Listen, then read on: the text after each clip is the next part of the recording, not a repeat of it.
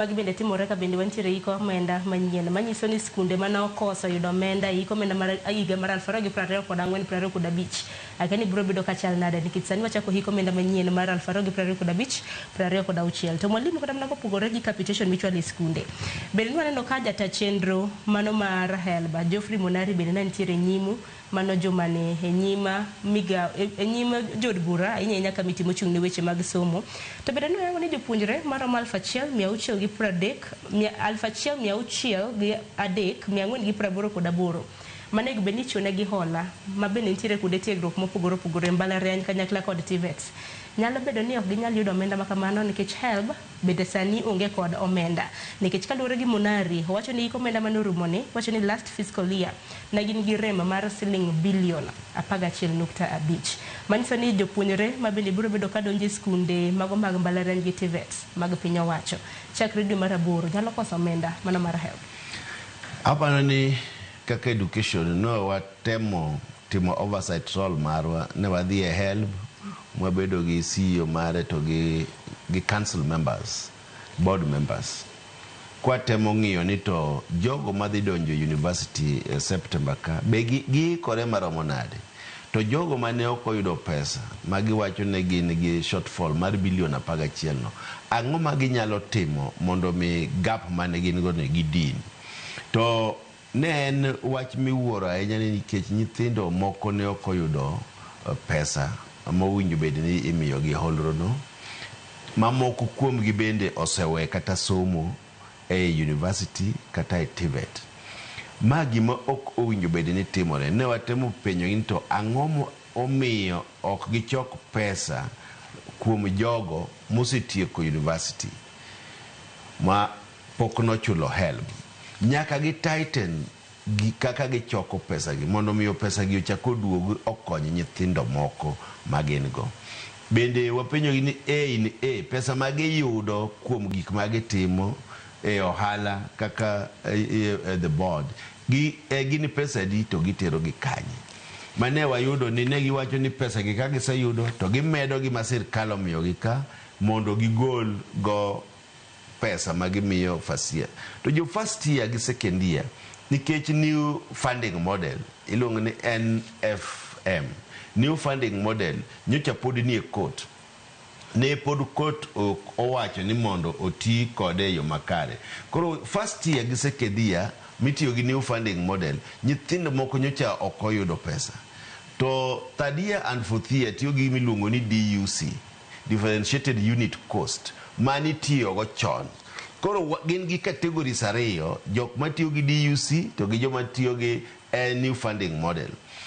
to ma en problem wasebedo go e Kenya ka manyaka wang'i ni to wadhi konye nade ne wawacho ni wadhi luongo gi committee week manyien mondo gibi ginyiso ni to the new funding model gidwa implement nango nitie gima gitiyo go ni means testing instrument means testing instrument nitie gi variables gin kaka parameters ma iwacho ni nyathini jachan nikech min gi onge en orphan wuon gi onge en orphan to channe ni romo nade no some school machalo nade day school koso boarding school gin nyithindo di jonyuol ne puonjo kanye to gitiyo kanye to revenue gi collect nango koro magi variables ming'iyo to nowacho ni variables gi ema samoro ok ber ahinya ne wakone gi ni nyaka gi change variables nikech inyayudo ni nyathi jamoko kata nyathi mbunge iyudo no kete gimoro ni band 2 ni en mag jochan kata band 1 to mato mbunge mowinjo bede band 5 tiene ni variable gik ma gitiyogo ka ging'iyo kaka gi categorize nyithindo ka ok ti maber variables ka nyaka gi change koro waluongo gi next week mondo ginyiso ni wang'ni ka nyithindo biro September be gise change variables mwawacho ka to ka gi change variables wadhi test kaka anyalo kawo nyathina ta kora test ni nyathina somo kama ene school makama anapuonjo kama mondo wang'e ni to band mane ma wadhi bedo wang' chaka na test nyathina nadhi awuok ni ane band 3 tanano mobunge nyithindo wapuonjo puonja mok nek be nikete variables ok winjo be na bede vulnerable needy tiene ni ma wa prove ni gini nitie gi loopholes matin to ok ni en gima rach system ok rach variables gi ema nyaka gi change mondo nyathi ma needy omi to gima ne gikonwa maber ni each department courses gi nitie courses miyudo kaka medicine kidwa nyathi ma owinjo tim ichulo 620,000 to nuwa kone gini mondo gidhi gi revise cost mag courses gi te ma giwacho ni courses gi gise revise ma gidhi dok chien moko dhi dok kata gi 30% kose revise courses gi cost magi kopo ni ma otimore to wadhi yudo ni cost mar education e university dhi dok piny nikech courses moko ne giketo pesa gi malo moloyo inyalo yudo kako ritimo social sciences tang'o momi ichulo 340,000 gimoro machalo kamano owinjo bed ni ka koro ng'ama timo kata social sciences ochul mana 150 kata 200,000 kar chulo pesa mang'eny ma bed wakone gi nyaka giket courses gi review pesa ma nyithindo chule courses gi mondo kwaromo kodgi to gidhi nyisowa ni courses gi my cost makoro sani nitie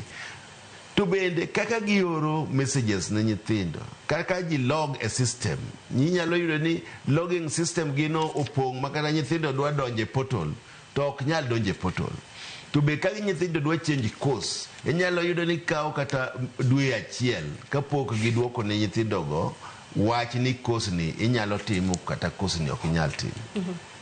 koro munari kanwa wuoyo kode no kone gin gi deficit gin be gikwayo mana parliament ni kwa dhie supplementary mondo wakete negi pesa ma ginyalo dino go gap manitiere sani koro magi proposal mana omiyo wa kaka education committee makopo ni wadhi timo supplementary budget to wadhi ng'iyo ni to gik mane giwachonwa ka to gin gi reason ma ginyalo kelo gi supplementary budget mondo wang'i kaka inyalo kony nyithindwa mana university gi TVETs gi colleges mate wuok dhie KUPS placement kaka inyalo konygi mondo gisom maber taparo ni kata mna kapok ochiwo ne